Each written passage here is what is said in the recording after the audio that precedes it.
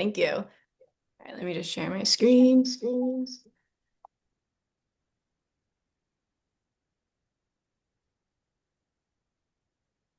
Now it should work a little bit better. Please try again. Yes.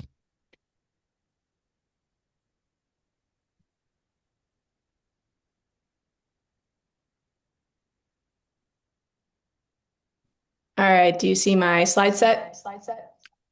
I do. We have a little bit of echo here, but should be Yeah, let fine. me see.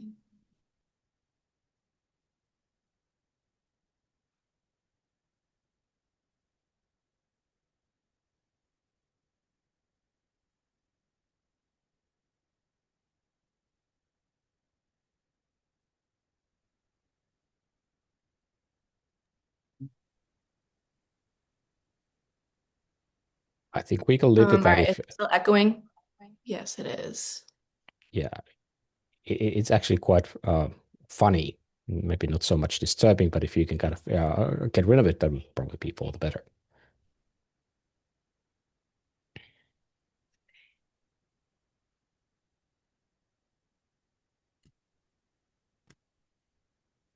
How about now? No. Let me try and sorry, let me try and leave and then I'll come back. Well, I think it's already better. I think we can kind of continue at least Okay, okay. if it's okay. All right. So hi, my name's Emma. I'm going to be talking about the physiology of Finnish sauna types or Finnish sauna co compared to other types of heat therapy.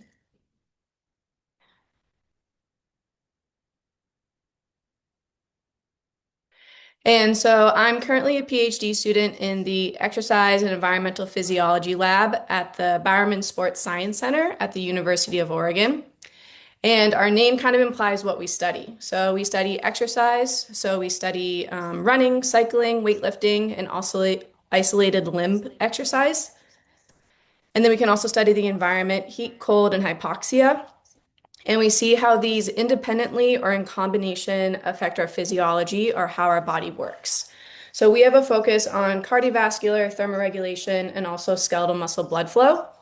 But it's a really cool interactive way to how our body gets stressed in these different systems and how our bodies respond to those stressors. So our lab is located in Hayward Field, and so for anyone that's a track and field enthusiast, this is where the Olympic trials and world championships have been taking place in previous recent years. But these are just some pictures of our laboratory space of where we're doing our research. So we have a treadmill, we have a cycle ergometer, and this is actually our sauna in our lab space. And then in the back corner, we have our hot tubs for, again, our environmental stressors. And then in a back room, we also have an environmental chamber where we can control the temperature, humidity, and also the oxygen content. And we can have people exercise or just sit in here for different environmental conditions and while measuring all of these physiological variables. So I just wanted to give some context on what our space looks like and give a visual to how we collect some of the data that we can get.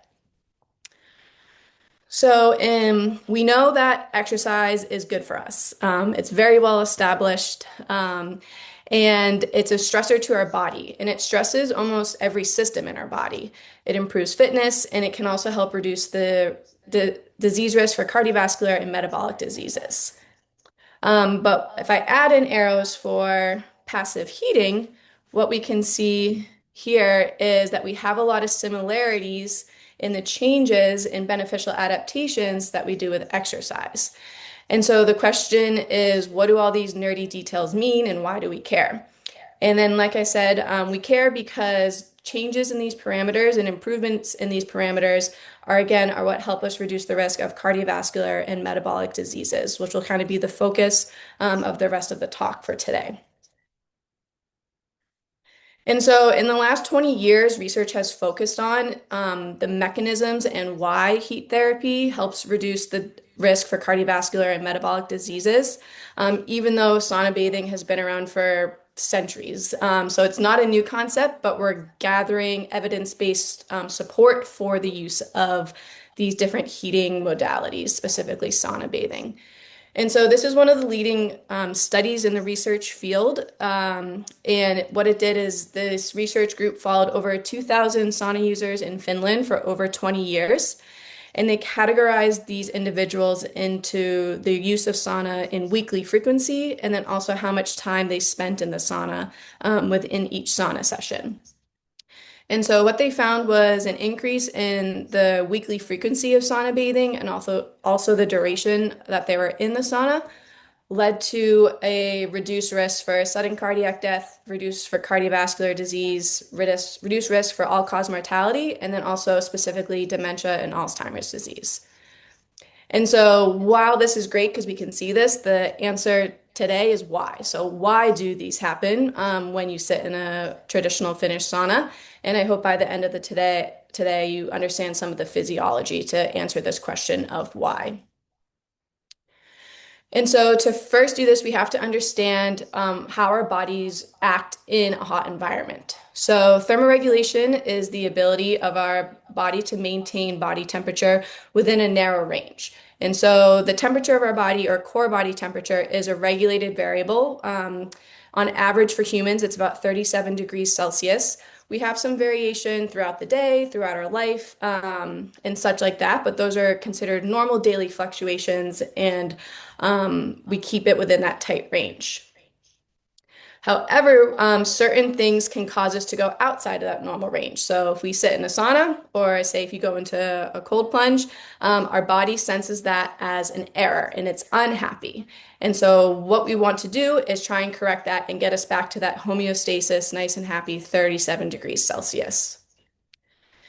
And so, simply put, our bodies work like a thermostat. So, we have temperature sensors, we have the thermostat that reads those temperature sensors, and then it has an output to maintain what that thermostat setting is. So, of that 37 degrees Celsius.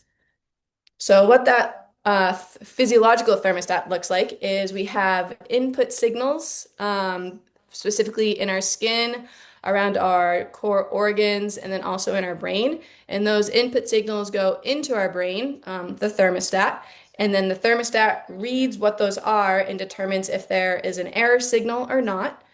And then it sends out output signals. So it sends out output signals depending on if it's a cold error or a hot error. But specific in the context of sauna bathing and warmth, we're going to focus on sweat glands and then also the skin blood vessels. And so again, when we sit in a hot sauna, the two inputs that we get are an increase in skin temperature and then eventually an increase in core temperature. Those messages get sent up to our brain or our thermostat. And then our outputs we have two main ways to promote heat loss. So one is we first increase skin blood flow. So that is called convective heat loss. And so what that does is it's bringing the heat from our core out to the periphery to then dissipate into the environment. And then the other way that we can lose heat is through sweating, which is evaporative heat loss. So our sweat glands produce sweat, and then the evaporation of the sweat from the liquid into a gas, taking the heat away, is what helps cool our body temperature down. And so what this looks like in our body, so what this is showing is if we're in a cool thermal neutral position, the black marks here represents the majority of where our blood is. Obviously, we still have blood in our legs, but for this, we're going to say that the majority of our blood is pooled around our essential organs, around our heart, to maintain the temperature of that core body. But when we go ahead and sit in a sauna, we get a redistribution of that blood flow. So again, this is showing there's less blood in our core, but then we get an increase in blood distribution out to our periphery to again promote that convective heat loss through skin blood flow. And really what this is showing, or what I'm trying to prove with this, is we have a change in the distribution of our blood. And for us to maintain our body temperature, it places a stress on our body and specifically our cardiovascular system. And so when we sit in a sauna, we are acutely stressing our body. And I emphasize the word acutely because chronic stress is not good. But bouts of acute stress, like regular exercise, is what helps our body adapt and then respond to that subsequent stress later on. So, like I said, we acutely stress our body, but the repeated bouts of acute stress is what can lead to adaptations. So, to simply put it, we have our stress. So, our stress is sitting in the sauna. Again, we get those input signals of increased skin temperature and increased core temperature. We have the response of promoting increase in skin blood flow and also sweating. We step out and we can recover from the heat therapy in itself. And that's actually a very important component of exercise with heating and any physiological stress that we have. Without that, we don't get these beneficial adaptations that occur. And then, so again, if we repeat the cycle, the next day or a few days later, we go through stress, response, recover, adapt. And then eventually, this adaptations help us reduce the level of stress that our body experiences when we sit in the sauna. So that's called acclimation. And while that's helping us maintain or be better fit for the heat stress, there's also, again, some cardiovascular adaptations that help reduce the risk of these chronic diseases. And so our lab was interested in the question of, do the acute responses differ with different types of heating? So if the responses differ, even though we're sitting in a warm environment and we're warm, do those differ? And does that give us more insight to how our body may adapt with repeated use? And so this work was done in our lab. We just had this published about 6 months ago. It was led by my colleague and fellow PhD comrade, Jess Atencio. So I just wanted to give her a shout out. But I'm going to go through some of the data today. But we looked at the comparison of thermoregulatory, cardiovascular, and immune responses to different passive heat therapy modalities. And so what we did is we used three different types of heating modalities, and we tried to focus on ones that are commonly used in the real world. And that was our goal, to match what was being used by consumers. And so first we use a hot tub, or we called it hot water immersion. We have a traditional Finnish sauna in our lab, and then it also doubles as a far infrared sauna. And each heating modality was 45 minutes, but again, we wanted to simulate what was being used within each practice. So I just like to highlight within the traditional Finnish sauna, we used an interval protocol, so 80 degrees Celsius for 3 by 10 minute bouts. And then we had a 5 minute break where the individual stepped outside of the sauna and just sat in room temperature and then would go back in. And like I said, while we're looking at how the body increases in temperature with these different modalities, how the heat is transferred to our bodies in these modalities differ. And that's just important to understand in the context of physiology and interpreting some of our results. So the type of heating that we have when we're in a hot tub is conductive and convective heating. And then in the traditional Finnish sauna, the primary is convective heating with some radiant heating as well. And I explained to the participants that come in for our research studies that the traditional sauna is like a convective oven, just the simple concept of moving hot air around and being transferred to our body. And then in the far infrared sauna, the primary heating stimulus is radiant heat from the far infrared waves from the far infrared panels, but we are still going to get convective heating, but just the temperature difference from 45 to 80 degrees Celsius is a little bit less compared to that Finnish sauna. So this is what our really broad, simple study timeline looked like. We had all participants complete each different heating modality on a separate day. And really what we did is we got good resting baseline measurements of what their preheating values were. They sat in the heating modality for 45 minutes, and then we had them recover for 20 minutes afterwards. And this is just a picture of what the setup looked like specifically within the sauna. So obviously this is the sauna. We have our participants sitting inside, and then we have all of our physiological equipment monitoring the different physiological variables that we're interested in while they're in the sauna in itself. So first, I'm going to start with what our input signals are with each of the different heating modalities. So again, those are going to be our core and our skin temperatures. Just as we heard, how we measure body temperature or core temperature is it's an ingestible pill that you swallow, and it's basically a wireless thermometer. So we have an external monitor that we click, and we're able to get what the temperature is while the pill is inside of the participant's body. And so next I'm going to show what the data looks like. So for all of our graphs, the hot water immersion is going to be blue, the Finnish sauna is going to be gray, and then the far infrared is going to be red. So what this is showing is core temperature changes over time while they're in the sauna.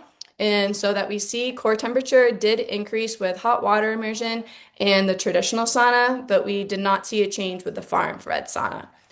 And then something else to note is that we had a much larger change in core temperature with the hot water immersion compared to the traditional sauna. And I'll get into some of the physiology of why that is in just a moment.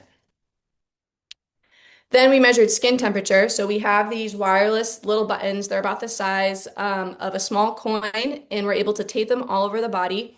And so we tape them in different regions, and then we put them through a weighted equation to calculate the mean skin temperature response. And so again, similar graph of changes in skin temperature over time.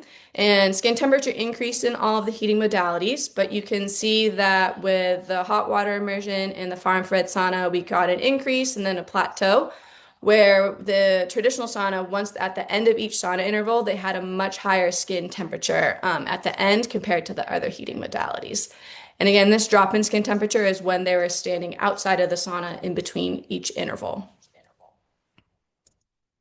So we saw what our input signals were. So we saw, again, an increase in core temperature and an increase in skin temperature. And therefore, our brain, aka the thermostat, was able to say, okay, now we need to reduce our core temperature and restore our body temperature itself.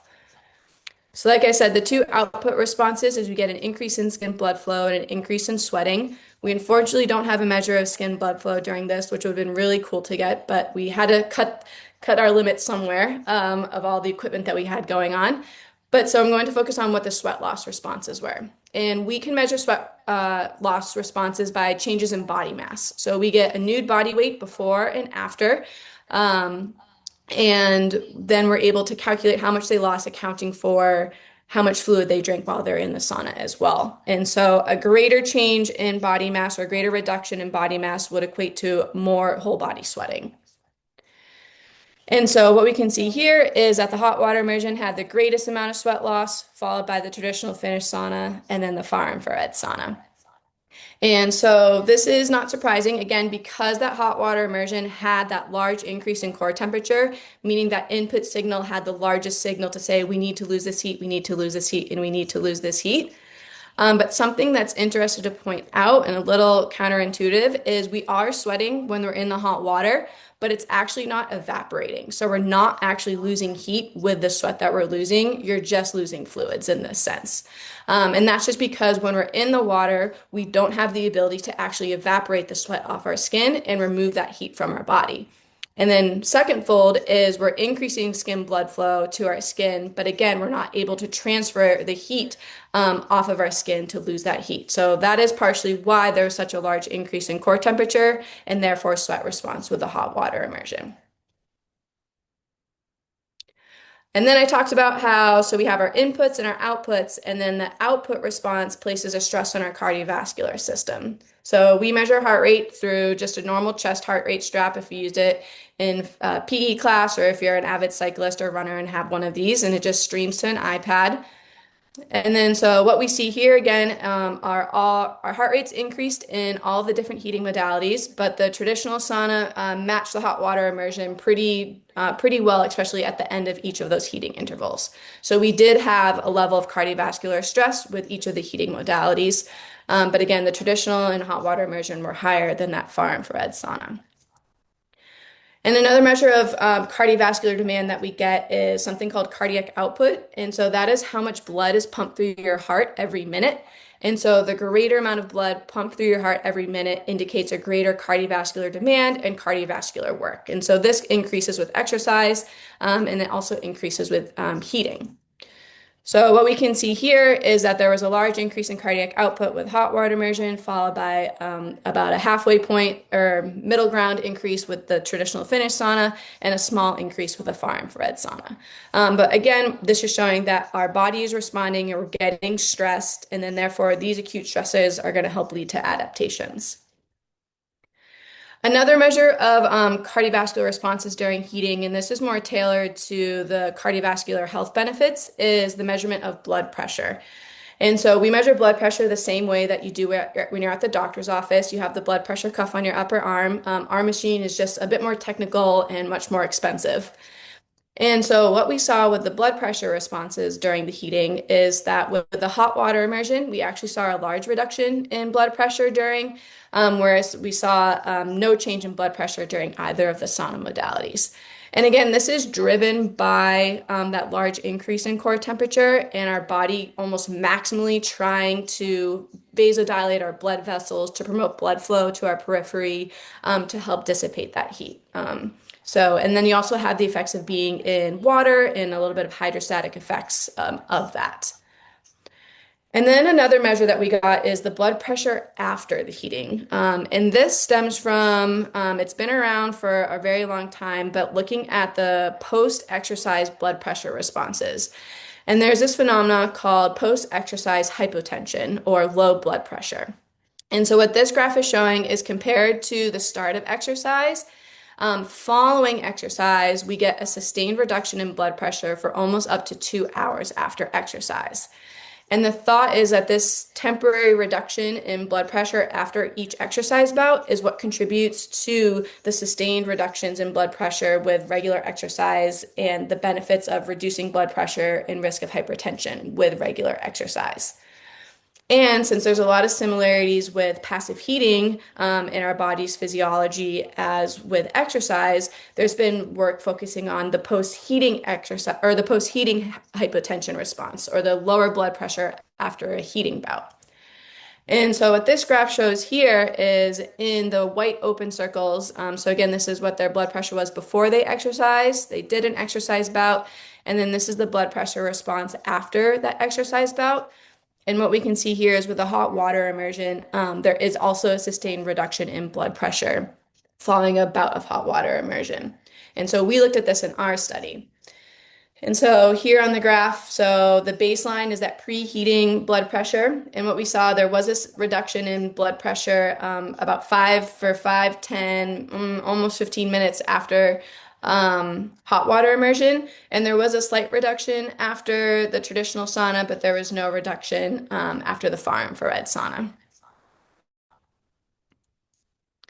And so again, just tying this all back together. So we had our skin temperature and core temperature inputs. We had our sweating responses outputs, and then we had those cardiovascular changes within our body to help promote the dissipation of heat. And then so again, we're acutely stressing our body, and then with those repeated bouts of acute stress, we get those adaptations. And so the bigger takeaways from this and considerations, and I'll say even specifically in the context of thermal load and cardiovascular responses, is that the hot water immersion definitely had the most robust responses based on that large increase in core temperature. And that's based on the type of heating that we're getting and our limited capacity to dissipate that heat. But a very close second and almost pairing was that traditional Finnish sauna. So there are still a lot of similar responses, and therefore we had hypothesized similar adaptations with repeated use. And then lastly, there was the far infrared sauna that we saw a pretty mild thermal load. And then so again, just tying this back in, we have our stress response, our recovery, and our adaptation. And so the question is, what are the effects of these different heating modalities with repeated use? And with repeated use, it gets a little messy, but it depends. And it's not because what I'm telling you is all a lie or anything like that, but it's just research gets complicated. And it depends on the type of heating that you're doing, how you're doing it, how often you're doing it, and the population that you're using it, and then also the type of measures that you're getting. So I have this big table. It's a little busy, but this was like the most comprehensive way I could try and show. And this is just a snapshot of all the data that is out there with each of these different heating modalities and repeated use specific for the mechanisms of physiology tied to the beneficial reduction of risk of cardiovascular and metabolic diseases. But we can look at blood pressure, blood vessel stiffness and function, metabolic health, inflammation, mental health parameters, and also there is some data on the effects of pain. And so overall, we are seeing there are improvements with all these different types of heating modalities, but much more work is needed. And we even need more of those longitudinal studies like that first study I talked about from 2015 to really understand these effects. So a lot of these studies are done within a span of 8 to 12 weeks, which that's such a short period of time. And so there just needs to be more research to really understand the true effects of all these different heating modalities. And so the big takeaways and considerations of this whole talk is that the Finnish traditional sauna definitely elicits thermal and cardiovascular responses, either similar or slightly less than hot water immersion, but much more than a far infrared sauna in healthy adults. And so, again, you're still getting that stress, and that's the important piece of it. Again, our bodies respond and adapt to the stressors placed upon it, and any acute stress is better than none. So it's better than being sedentary, it's better than being thermal neutral. So I just emphasized that, like, while yes, it was less, the traditional sauna was less than the hot water immersion, it's still better than doing nothing. And I just like to emphasize that yes, more is better because we get that response, but oftentimes with heating, too much is not better. And same with exercise. Too much exercise is actually detrimental. So there is like a fine line of how much is good before it can start being detrimental. And so that leads into there's no known recommended optimal dose on what passive heating modality we should use, how often you do it, how frequency, and things like that. And that's what our research is trying to contribute to. So there's established guidelines for recommended dosage and type and everything for exercise. And really, we're trying to understand what that is for heat therapy if that exists out there. But much more research is needed. And I just invite you to think beyond the cardiovascular system. So that was my focus of today. But again, there's metabolic, musculoskeletal, mental health, reproductive, stress management, things that happen and that's supported by physiology, but also you know yourself best. So I emphasize, again, safety first. So doing things safely, but really find what works best for you. And then the concept of time. And so sometimes we really have to consider what is going to give us kind of like the best bang for our buck. And what do I find the most joy in? Because the more you do it and consistently you do it, the more likely you're going to be able to see those beneficial adaptations in response to passive heat stress. And so I just would like to thank a few people, Lassi for inviting me to speak, the other speakers and sponsors for today, and all the attendees. These are all of my lab members that helped with the research study, in addition to many undergraduate research assistants. And without our research or funding, we wouldn't be able to do our research. So these are our funding sources. This is my contact information, Jess's information. And when in Oregon, you got to give out a Go Ducks. So thank you very much. And I'm open to any questions that you may have. Thank you so much, Emma. What an insightful piece of summary of your research. Thank you so much for sharing this with us. There are a few questions from the audience already in the Q&A. Unfortunately, we won't have time to get through all of them, but I'll pick a couple of these. First of all, there was a question about the protocol. Frank was asking, did you throw water on the rocks in the traditional sauna setup? Yes, we did. I believe we did it at the halfway point of every sauna interval. So at every 5 minutes of every 10-minute sauna interval, we had the participant pour 2 scoops of water onto the electrical heater. Okay, so because I think that that changes the environment somewhat and increases the overall heat stress. Mhm. Yes. Yeah. Okay.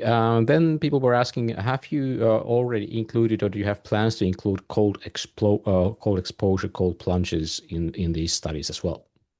Yeah, that would have been, we definitely talked about that. And from a physiological standpoint, application standpoint, it'd be fantastic. And I'm actually very interested in that. But from a physiological measurement parameter, a lot of our equipment is not waterproof. And yes, we're in the hot tub, but the transfer from hot tub or from sauna to hot water, there's wires involved. And so we're limited in that, but I think it would be a really, really cool answer or research question to answer. And I think someone can do it, and there's ways to do it, but we had to limit ourselves with this study to that. But I think there's a really cool physiology to answer that question, and I think someone should do it. Yeah, it's definitely not an easy one, particularly like combining these two. Mhm. Okay, let's try to get still at least one more question. There's a question from Connor that do you see what would be the kind of optimal temperature and humidity combination for longevity? Can this be answered? Yeah, and that's where just more research is needed. So again, we use the temperature ranges of what's been commonly used. Again, we're showing that we're getting physiological responses with that. And so again, it's not like we didn't see anything. So as long as you're getting an increase in heart rate, increased sweating, you're feeling warm and such like that, that's the important part. But again, more research is needed to really be able to answer that question. And it's a combination of collaboration between all research labs studying this. And there's always reasons to study certain temperature conditions and things like that. But in research, the question is, do you want to be mechanistic and control everything, or do you want to be more applied and match what people are doing in the real world? And so it's always trying to find that balance. And there's research that does both, but then how do we compare those? Because they are different. And so just more work is needed. But I think the recommendation is start lower, especially if you're naive to passive heating. And once you start to feel like, oh, I don't feel like I'm sweating that much, or I don't feel like my heart rate's pumping that hard, then increase the temperature and see how you feel. But it's really listening about your body,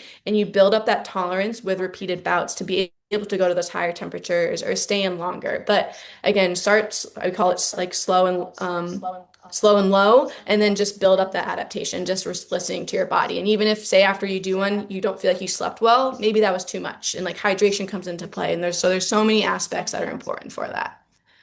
Yeah.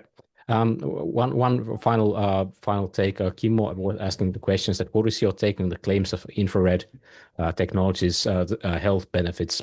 So apparently it seems that at least in a similar kind of time frame, it does not seem credible that you would get all the potential benefits of the thermal therapy from the infrared as from traditional sauna. What do you say?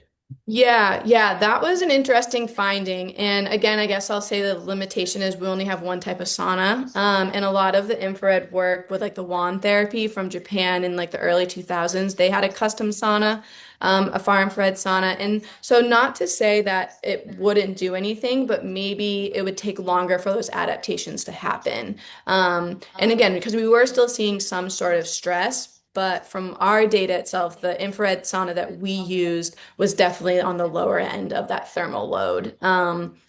So it's hard to tell, and I think there's actually a lot more work that needs to be done in the world of far infrared sauna, especially looking into some of the physics and stuff behind it.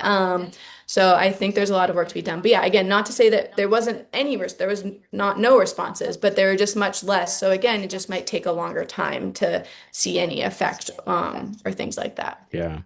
Yeah, referring to a recent study from Ashley Mason and her associates from 2025, I think she found that like her differences between in terms of measuring body core temperature kind of started to appear only after like the first 75 minutes of people Yeah. inside the infrared cabin, which I think is kind of awfully long time.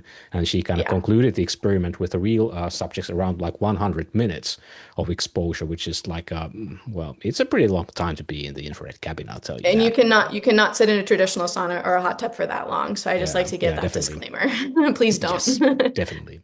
Yeah, thank you so much, Emma. Now it's time for us to kind of introduce our final speaker, which is probably quite familiar to you, who has been in the internets for during the past 4 or 5 years and been reading anything related to sauna from the North American sources. So happy to introduce Walker Angell, better known as the author of the Trumpkin's Notes.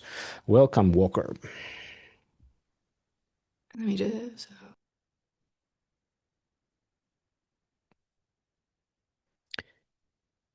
Now I can see your mouth is moving, but I can't hear your sound. So maybe you should check what is your sound source. If someone else heard Walker talking, please give me a shout.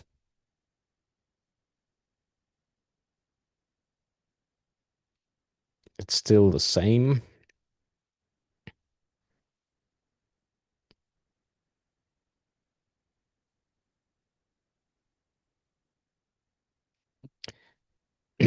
This definitely has been some sort of like also a showcase of different kind of things that might be troubling Zoom webinars. So if Sauna Innovation Conference is going to happen again, I can assure you that we Check probably this. will not be. Yes, now it's much better. There you go, Walker.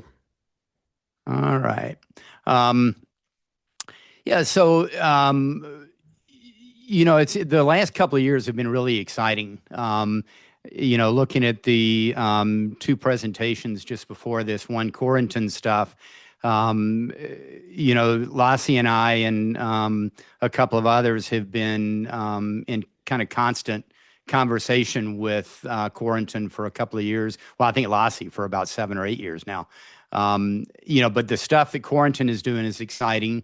And then this past spring, I think I got about a third of the way into Emma and Jess's one of their studies where they were measuring muscle temperature. And I think I got about a third of the way before I texted Lassi and said, "Hey, Lassi,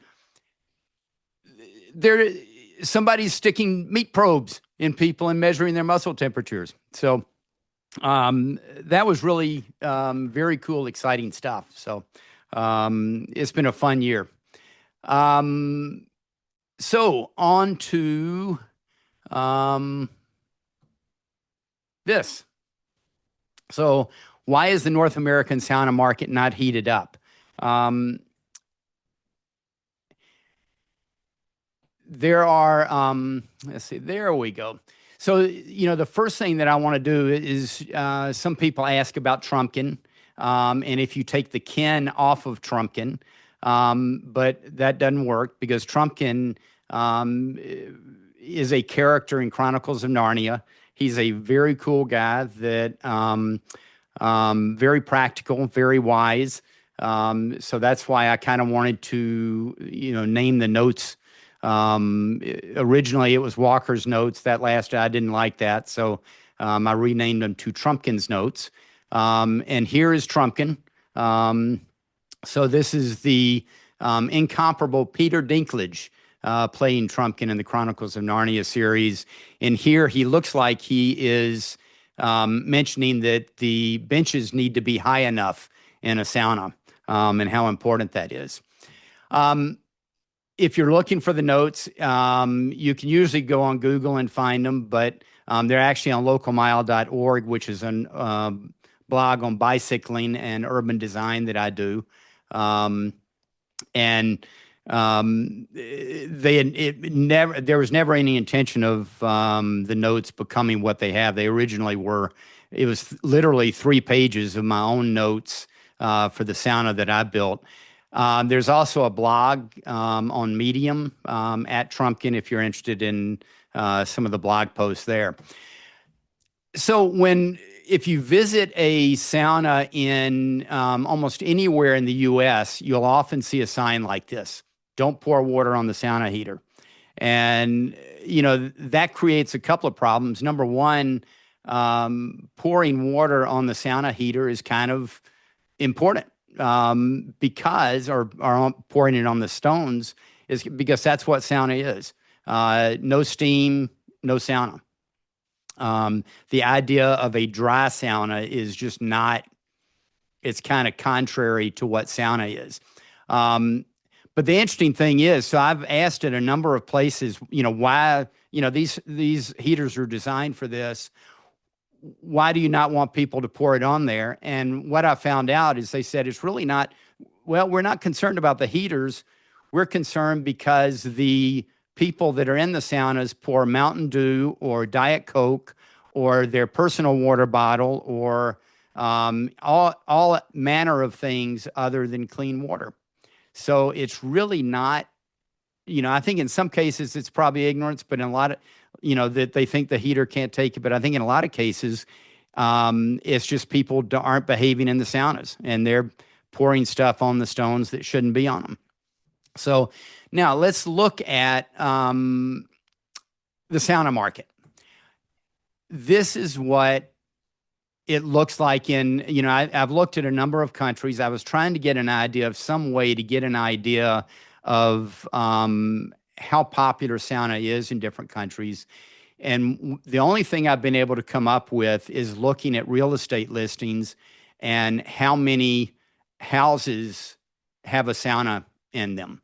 And if we assume that in this case, Austria, Germany, and the Netherlands, from everybody I've talked to, they had virtually 0 saunas in 1945. And this shows where they are today. So Austria is the highest. About 50% of homes for sale have a sauna. Germany is around 45%. The Netherlands is about 19% of homes have a sauna in them. If we add in the U.S., it's down there. Basically flatlined. And it's about, in the U.S., it's about 0.4% of homes in the U.S. that are for sale have a sauna. In talking with builders, I'm hearing similar things. Maybe 1 in 40 to 1 in 50 homes get a sauna when they're built, except on some of the upper end homes, those that are over about $3 to $4 million. It gets up to around 10 or 15% that get a sauna in them, but it's not very many. So any way you look at it, sauna does not seem to be doing well in the United States, and I don't think any of us are very surprised by that. But we also know when we look at this that the lines aren't straight. It wasn't a linear growth on any of these. So if we apply a little bit of technology acceptance to it, and we apply a little bit of Bloomberg economic data, we get curves that look a little more like this. Now, a couple of things that I'm going to point out. What I've done, and I did this manually on the U.S. thing, because we saw in the 1960s, we saw a bump in sauna popularity. We saw a little bit larger bump in the 1990s, we believe, and then we're seeing a bit of a rise today. So these are, just so that people know, I mean, these are artificially created, is kind of a guesstimate of what might have happened. So, and in both of these cases, from everything we can tell, there was a big increase in both the 60s and 90s. There was a big increase in sauna popularity and sauna sales. And then in both cases, it went back down to below 1%, pretty low. So then the question is, what's going to happen here? Are we going to see sustained growth out of this and start looking more like Austria or the Netherlands? Are we going to go back to continued flat? And the big question is, what are we doing different this time that's going to make this different than the 1960s or the 1990s? And as we've heard, if you've been in business very long in the business world, you can't keep doing the same things and expect different results. And from everything that I'm seeing, and and a number of us have talked about this, we're not doing anything different. The saunas are the same. The routines are the same. Etiquette is actually almost worse, I think, than it was in the 90s. What's going to cause the growth or continued flat? A few years ago, Michael Allen made a comment: 90% of saunas in North America are bad, and the other 10% are worse. And there are a number of things that, and I think particularly for people in Europe that aren't familiar with the sauna scene in the U.S., there are a number of things that underlie that. Some of it is the physical saunas. So here we can see we've got a barrel sauna up there with low benches and very cold feet in there, typically bad ventilation. In the middle, we've got a small kit sauna that, again, has low benches, cold feet, poor ventilation. And then next to that, we have the cube saunas that have become popular that has all the same problems. And the issue is these just don't result in a very good sauna experience. And a few of us call them novelty saunas because people enjoy them for a year or two, maybe 3 years, while they're a new novelty. But once the novelty wears off, they tend to become dust collectors. And then down in the lower corner, this is one of my favorites, that he built a barrel sauna and then had to build a roof over it. And I'm thinking, if he had just built the roof structure to begin with and enclosed it, he would have had a much better sauna than the barrel that's shown there. So this is very typically what we see in the U.S. is stuff like this. But even, I've done some things called the bad fad saunas of the wealthy. And even, these are both $5 million to, I think one of these was a $7 million home. The other one is around $5 million. Even in wealthy homes where they could afford to do a lot more, they've got low benches. Both of these had low benches. Both of them had poor ventilation. these are just not going to be very good experiences for these people. So something that I think we have to keep in mind is just because something is called a sauna doesn't mean that it's a sauna. And I think particularly with U.S. marketing, because anything and everything is called a sauna. And similarly, as Lassi's pointed out a few times, IR sauna is not sauna. Infrared is a totally different thing than sauna. And it's actually almost anti-sauna when you start getting into it. So when we look at the U.S. market, the thing that occurs to me, I mean, we're down, if we only have saunas in less than 1% of homes, and other countries are 20 to 50%, or, you get into Sweden and particularly in Finland, where it's 70 to 90% of homes. The opportunity in North America is expanding the market, not in selling into the current failed market. The current failed market, and that's what we're doing now, is we're selling into the current failed market, and that's not going to do much for sauna or for revenue for those that, for companies that are selling into this. Now, one of the problems that we have is kind of a poisoned well thing. So somebody buys one of those saunas we looked at earlier. They use it for a year, 2, maybe 3. It's not a great experience. They start kind of using it less. Maybe they stop using it at all. In a lot of cases, actually, we know they stop using it at all. So there's a saying, fool me once, shame on you. Fool me twice, shame on me. Somebody that has paid, they've paid $5,000, $8,000, $10,000 for a sauna. They found that it's not a great experience. They're not going to buy a new one and spend $15,000 on a new one. They're kind of done with sauna. The problem is they also tell their friends this. So their friend is sitting here saying, okay, fool my friend once, shame on you. Fool me as well, shame on me. So, we're getting this poison well thing where sauna starts to get a bad name. So right now, sauna's got a really good name. The concern is that if we continue selling bad saunas to people, sauna is going to get a bad name, and that's not what we want to happen. So then the question is, what can we do about this? Lassi wrote a great article a little bit ago looking at 6 challenges facing the North American market. I think everyone really needs to read this because it's a really, really great article. So then from my standpoint, looking at this, here's what I'm seeing is the problems. Number 1 is sauna design, the physical sauna. Number 2, kind of layered on top of that, hygiene and etiquette. Next is routine. And then these 3 are kind of critical, those first 3. The other 2 are kind of questions that, I think we need to ask and see if there are things that we need to address.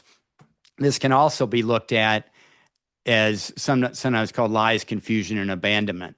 A lot of companies claim health benefits that simply do not exist for saunas. And this is particularly prevalent in the IR world where they claim, IR companies will claim health benefits for IR based on sauna studies. And there are health benefits to IR, but they're different than IR. And I think we need to be a little more honest about that. So, and we'll get into more of this in just a sec. So, sauna design, I think everybody from outside North America, or most people from outside of North America, is familiar with a lot of these things. So, the critical things in a sauna, the size, bench heights, good ventilation, having a commons changing area on there. And part of that is acting as an airlock. And I think a lot of people forget that. Having a shower is important. If we look at, these are some of the things that make for a good electric sauna. that I've used a number of times. And, these are like the top 10 critical things that I think need to be addressed if you want a good sauna and you want a good sauna experience.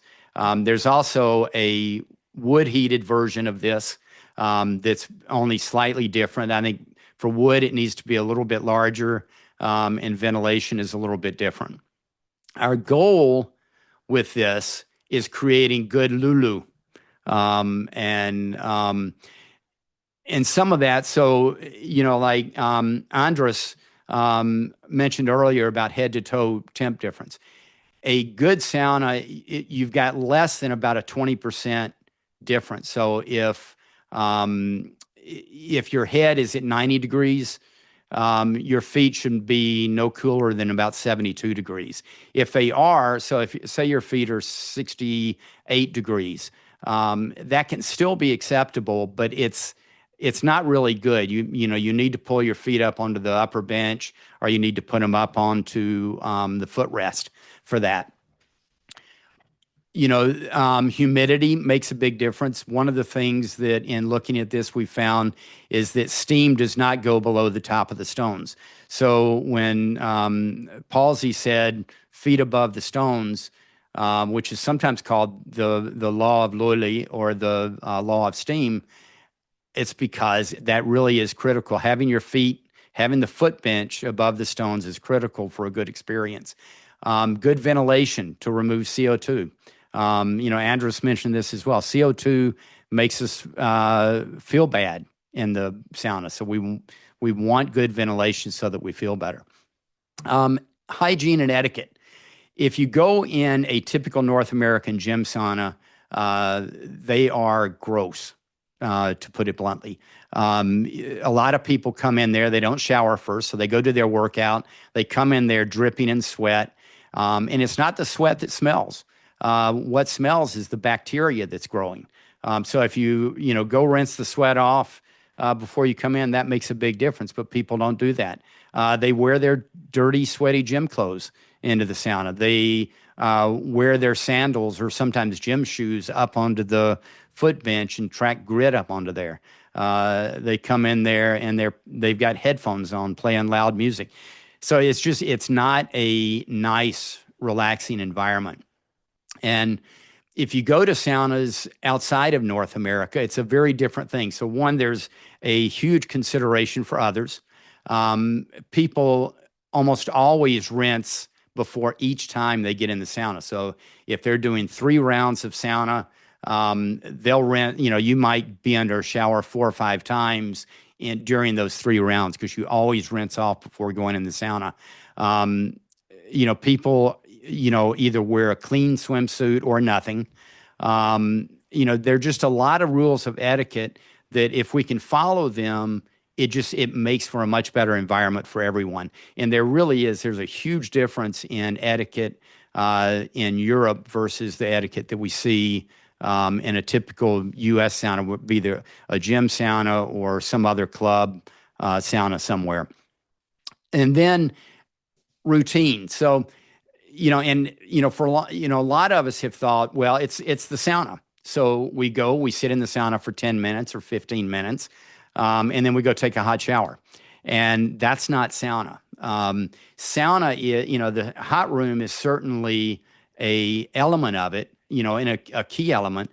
But what's really important is the contrast.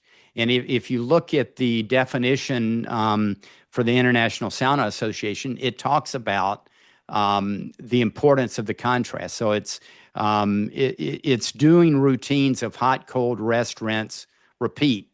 And we might do that 2 times. We might do it 3, 4, 5 times. And interestingly, that's where a lot of the enjoyment comes from. And to most people, that's not at all intuitive. They think, well, that's a waste of time, and I don't need to do all that. But when people learn to do this, when they start following a routine like this, they find a much better experience. So similar to with etiquette, there is a sauna routine that we can follow and learn that makes for a much better experience. Now, one of the things when you look at Germany and Austria and Switzerland and the Netherlands, when they started off, one of the really cool things that they started with were these sauna masters. And we think of sauna masters as doing off-glass shows. But originally, their purpose was to encourage and enforce etiquette and to guide and encourage good routine.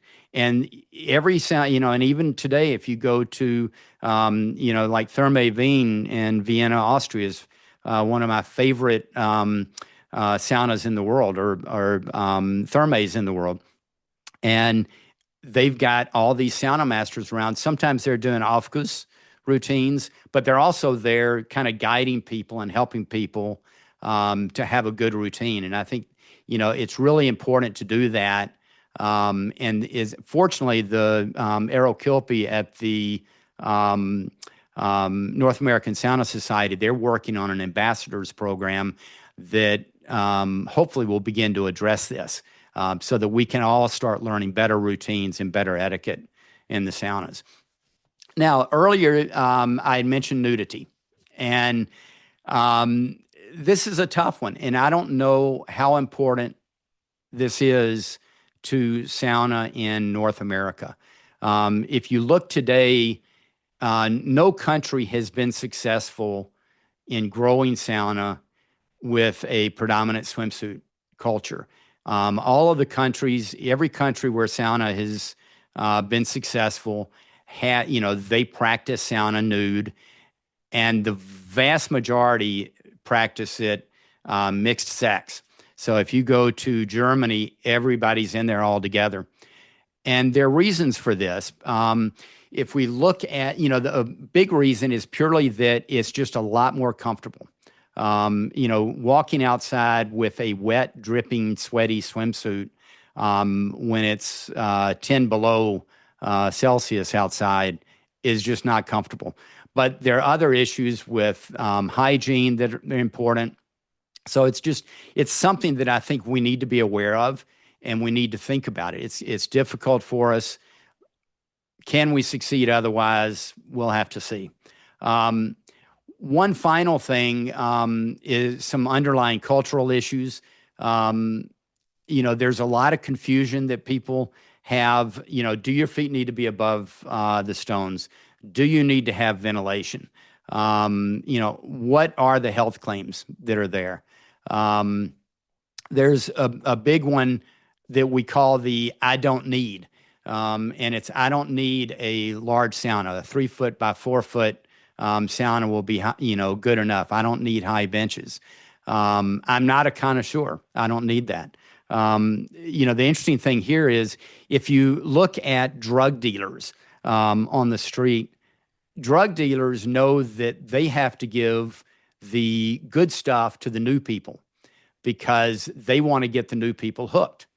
And so they don't give the bad stuff to the new people because that's just going to turn them off. They give them the good stuff. We're not doing that. We're giving people kind of not so good saunas, and then we wonder why after 3 or 4 years they've abandoned them and aren't doing anything with them anymore. So, and with that, I'm going to skip to the last slide. That a good sauna plus good hygiene and etiquette plus good practice equals a good experience.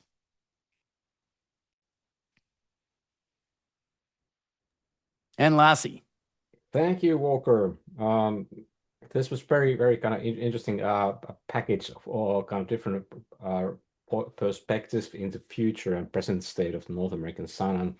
I think I have to admit that it's clearly not very kind of a simple equation to solve. I mean, the elements are in there, but then again, we know that there are very strong commercial interests that have been, I mean, sometimes we have thought, for instance, about the technical standards UL 875, that it's partially like protectionist in terms of keeping the technology, or I'd say like prohibiting innovation slightly because it's been so different from the international standard, but like a very, very surprisingly changed this year. So some like technical things are changed, but then there's quite a lot of more. Maybe I'll ask one question: that what do you see? Are there any positive signs for like things changing for the better currently in North America? Well, I think, a big one. So a few weeks ago, three of us went and visited three public thermae in the Twin Cities. We went to Embrace North and Pyre's Brewery and Thermal Culture. And, they weren't on the same level as thermae in Europe. They had issues, but overall they were far better than we've had in the U.S. Prior. So I think things are definitely on the improvement side, and we're also seeing. I think when you get on forums, on discussion forums, we're seeing more people that are aware of good design principles. We're seeing more people that are trying to get their, benches up high enough, trying to get good ventilation. So there's a lot more awareness of these things, and we're starting to see better saunas come along. Thanks. There was at least one question or two questions from the audience. I'll start with Frank. Frank was asking if the temperature difference is so important, or the kind of a small temperature difference, should everyone just use the Sound device in their sauna? What do you think? Ah! I'm actually a huge fan of Saunum. I think if in a case where you have too low of a ceiling and you can't get the foot bench above the stones, I think a Saunum is a great solution.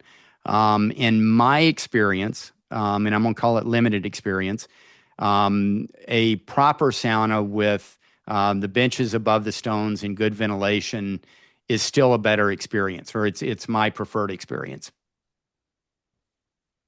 Yeah, I personally kind of think about so I've been designing and using the saunas with and without Saunum, and I think for anyone who's designing a sauna that might use Saunum, I always kind of start from the idea that the sauna should be somehow usable also if the sauna shouldn't be kind of available one day. Although, I mean, it's clear that like my own sauna, home sauna here, I decided to use the sauna just for the fact that my ceiling was kind of compromised from the beginning as I wasn't really designing the whole building. So it really helped. Um, then there was a question from Connor, which I think it is about. He was asking if there are any they are building commercial public sauna. What kind of a heater and what kind of internal wood would you choose for a kind of large 14 times 9 feet sauna? Do you have any recommendations? Well, I think I mean, it depends on the purpose, but generally, in my experience, I'm a big fan. Certainly, Narvi Ultras are phenomenal heaters, I think, and then Hilo also has the lava and magma series of heaters, or the SKLA heaters. That I think, and these are all, they've got low stone mass, and I think they generally, and they can all be ganged together. So I think they can work very well. One of the public sauna, or several of the public saunas I've been in the Twin Cities have Icky, and I think the Icky original I think is a great heater as well, but that's a wood burning heater. And how about the different wood species? Do you have any kind of comment on the most I'm common Western red cedar? I'm a fan of spruce.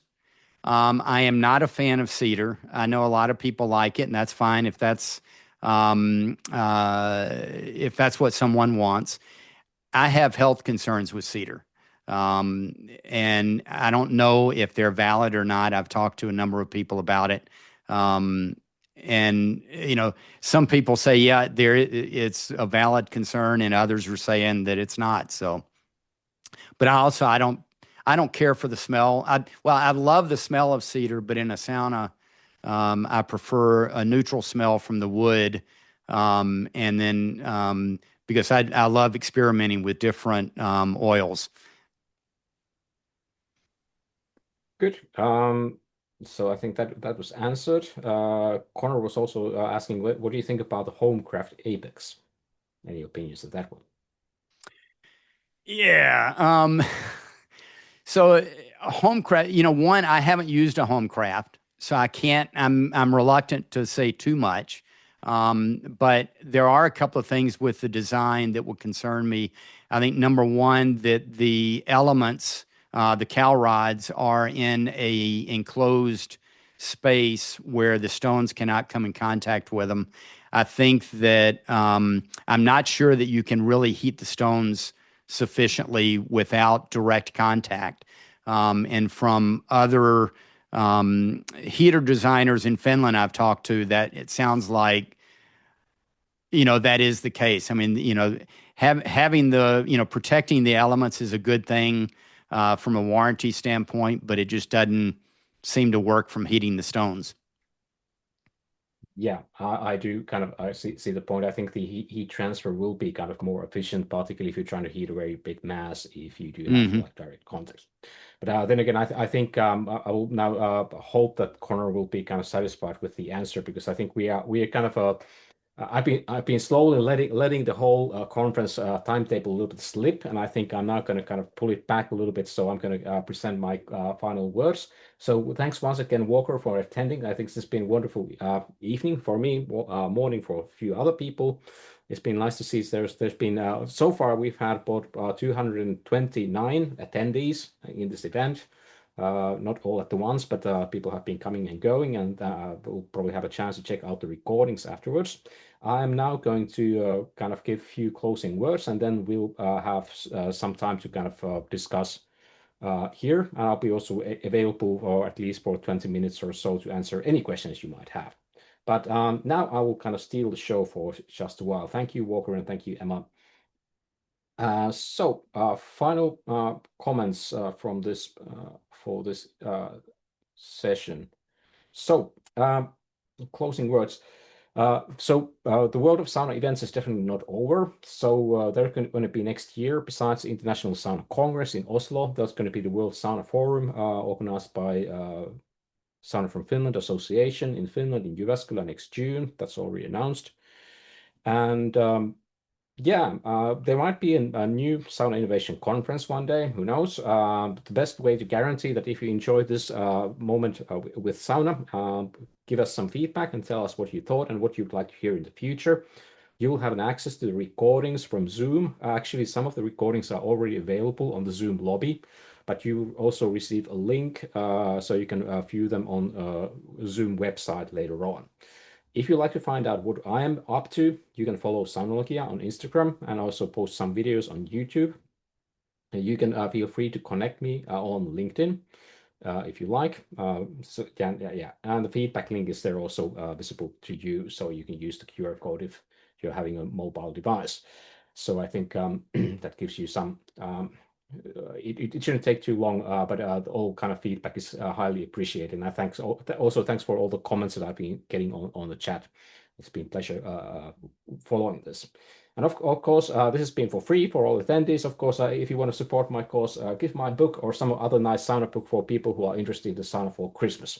That's always a great present to get a book. It's kind of tangible and lasts maybe several generations. But now thank you for attending. We've got some networking time. I'll be here. You can post any questions you want on the chat. I'll be available to answer them for about some 20 minutes, I guess. Then this show is going to be over.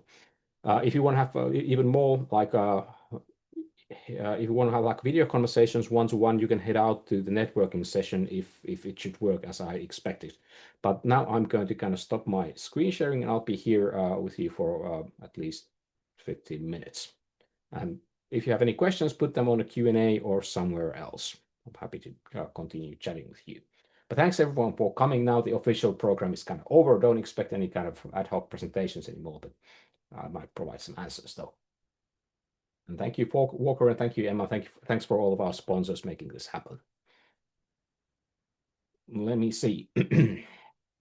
I think people were asking previously about this Norwegian event. I think that was good. So people should know about that. Wonder whether any kind of technical questions remaining.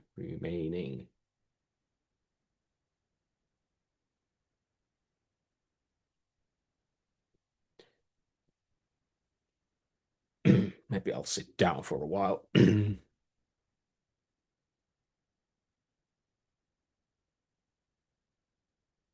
also been taking my own carbon dioxide measurements, and my kind of CO2 levels have been keeping in check, although a little bit like above normal, but my ventilation is working here in the home office.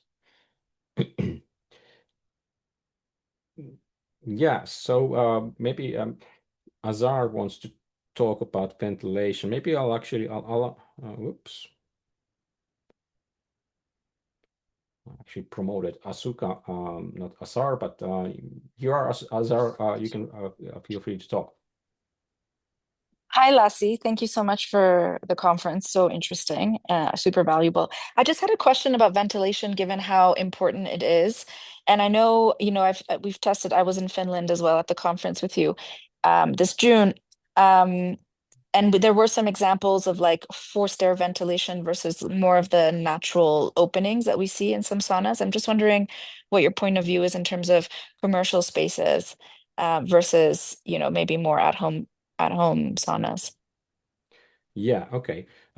So I think the big, let's start with like one big divide here between kind of commercial and private operations is probably the method of heating.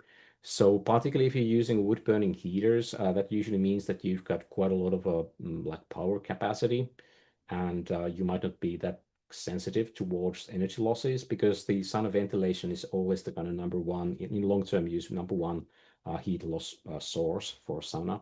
So in that case, with wood, if you have wood burning heaters or kind of these heat storage heaters, I think you might get away. We have like a successful ventilation solutions with natural flow with wood burning heaters here in Finland. So I think that's kind of proven case. But particularly if we turn to electrical heaters and we think about like sauna facilities that might be running like 12, even 14 or 16 hours a day, there we actually have a kind of, I'd say, big responsibility and also kind of a big energy consumption because of the ventilation. So I think there it definitely makes much more sense to use mechanical ventilation that can kind of guarantee the kind of optimal customer experience in the sauna. But also, I think in the near future, I'd like to see that we could get more like smarter ventilation control systems that would, for instance, be more sensitive towards the actual occupancy in the sauna. And so, for instance, we could use, well, I was just referring to the CO2 measurements so that we could use the CO2 levels to actually control the ventilation machinery and therefore also kind of optimize the energy consumption so that we don't need to kind of run the ventilation much more than need to. There are, of course, kind of also alternative technologies that might, for instance, different kind of heat recovery that could help us to capture some of the energy that's being lost with the ventilation. But I also think that we need this kind of a more smart control systems there as well. But I think I like in this kind of principle, if we're talking about public saunas and wood burning heaters, then you have like two options. The natural is more of an option, but particularly when we're dealing with like electrical heaters and very long operating times, then the mechanical ventilation is practically the only really good solution. And even there, we still have some like technical development to do. I mean, I know there's been kind of very kind of fancy systems being applied. Some were particularly, I was in last year in Japan, so they've been individual locations where they've implemented very nice systems, but this is still waiting. Like it's not a lot of the systems are still quite dumb. Okay, great. Thank you so much. Thanks, Azar. Yeah, then there were some few other questions as well. Let me see. My pointer has gone missing. There was a Marius. Let me see. Kimmo is maybe typing an answer, so maybe I'll take one from Patrick. Let me see if Patrick, if you want to speak out your question. You are now given the chance if you want to. Otherwise, I'll just repeat your question from the chat. Can you hear me? Yes, I do. Welcome. Good. Yeah, I was just wondering at what point it's considered too much ventilation. I was speaking with someone who built sauna recently, and they mentioned that in one of their newer outdoor builds, they had no insulation in the flooring, and it was just thinly spaced decking. with open air underneath to avoid having to input a drain and for other reasons. And I'm just curious what you would think about that kind of a setup. Yeah, so this kind of like a kind of sauna floor that looks like a duckboard is being kind of quite unusual solution in the Finnish sauna cabins, particularly those that are being mostly used during the summertime or like I call like outside winter. And of course, the lack when you actually have openings, it means that it's kind of difficult to heat up the floor almost at all with the sauna heater. But for ventilation, it doesn't actually necessarily mean that there will be too much ventilation. It just means that the floor itself is difficult to heat it up in a colder environment. But the ventilation seems to be, particularly when it's combined with a wood burning heater, the ventilation solution seems to be usually just fine. Because really, like the biggest problem that we have with this kind of too much ventilation is that we have two problems. Either the sauna gets very slow to heat up, or we lose löyly. And with this floor solution, we might have a little bit of the first kind of a problem that the heating time might kind of slow down and the sauna might cool down a little bit faster. But we're definitely not going to lose the löyly because all of our openings in the sauna will be in kind of a lower region of the room. So that's pretty good. Very interesting. Thank you. Yeah, but if you're using an electrical heater, and of course, if you know that you're living in some very cold climate, then you might have to kind of reconsider whether this solution is optimal for you or not. Yeah, they had said they're in Minnesota, so plenty cold. But Yeah. they said they recently were able to test and got about an increase of 2 degrees Fahrenheit per minute. So it got up to about 180 in about 100 minutes or so. Yeah, So that's not too bad. no. Yeah, because it's actually quite funny. The floor thing is, I was just 2 weeks ago in Copenhagen in checking out some. Also in Denmark, there's some kind of a sauna boom ongoing, and they've been building new sauna clubs. And for the first time there, I actually encountered this what I call like the too hot floor problem, and I suspect it's so that they my interpretation of the situation was that they had kind of insulated the floor underneath the floor tiles, because normally the floor doesn't really heat up because it's the floor tiles are part of this kind of concrete slab. But I think they had put the insulation in the wrong place, which kind of created a new type of a issue, which I had been kind of uncommon to me from my Finnish experiences. But weird things can happen when you kind of start reinventing the wheel. You're too correct. Yes. Yeah. Yeah, I guess your question is now answered, Patrick. Indeed. Thank you very much. Thank you for coming. See, there are no questions on the Q&A. Let me check out the chat if there's anything I should attend to. Yeah, there was a comment from Asuka that if there's too much ventilation, it can suck out the steam. Yeah, that's definitely a problem. So one of the kind of common application errors that we see with mechanical ventilation is that because the kind of standard procedure when anyone's building mechanical ventilation is that they will have somewhere in the ceiling, you will have the incoming air, and other place in the ceiling, you have the outgoing air or the exhaust.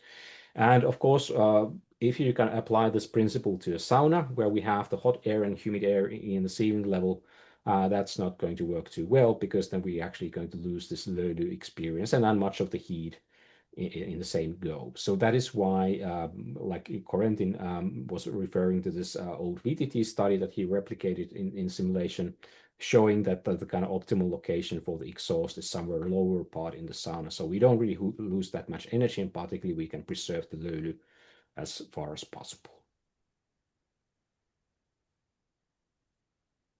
Yes. There's been all kinds of other comments going around.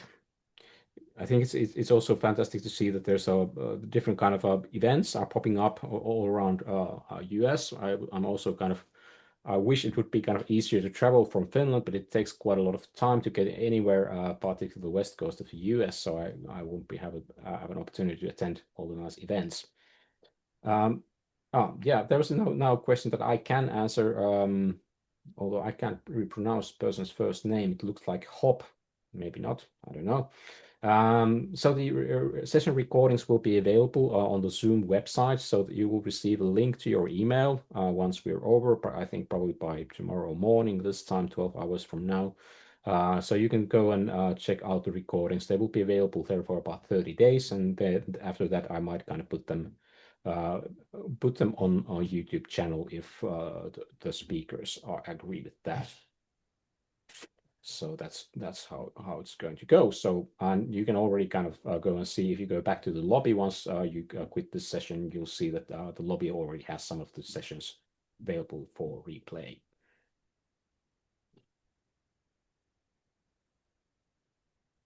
Anything else? Maybe one final question still, and we're going to wrap it up.